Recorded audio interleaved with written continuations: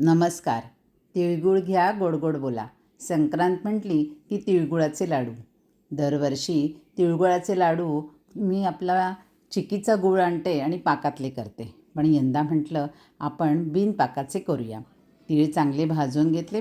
पाव किलो तीळ आहेत, ते चांगले भाजून घेतले आणि मिक्सरवर ग्राइंड करून घेतले. थोडेसे तीळ मी बाजूला ठेवले आणि पाव किलो मी गूळ घेतला होता, साधा गूळ, आणि तो मी कुकरमध्ये थोडा गरम करून घेतला, वितळवून घेतला. हे बघा, हे थोडेसे तीळ ठेवले होते, तेही ह्या मिक्सरमधनं जे क्रश केले त्याच्यात घातले.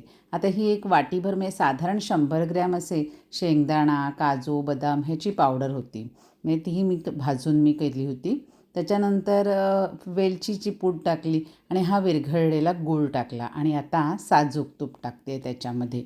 2 चमचे साजूक तूप त्याच्यामध्ये टाकलं आणि छानपैकी मिक्स करून घेतलं. आधी चमच्याने करून घेतलं आणि आता हाताने व्यवस्थित मिक्स करून घेतलं.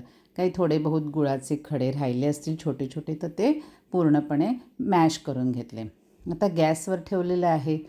हे सर्व मिश्रण छानपैकी परतून घेते. अगदी चमचाभर मी त्याच्यामध्ये पाणी घातले आणि चांगलं व्यवस्थित कढईमध्ये मी गॅसवरच ठेवलेली होती कढई आणि चांगलं मिक्स करून घेतलं.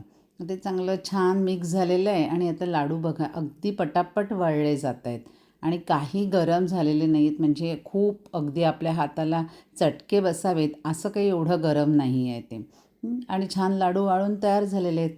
आता हत्तीवर लाडू ठेवला आहे आणि हत्ती घेऊन येते आहे तुमच्याकडे तिळगुळाचे लाडू द्यायला. पहा बरं, किती सहजपणे खाता येणार आहे हा लाडू. तिळगुळ घ्या, गोड गोड बोला. आमचा तीळ सांडू नका, आमच्याशी कधी भांडू नका. धन्यवाद.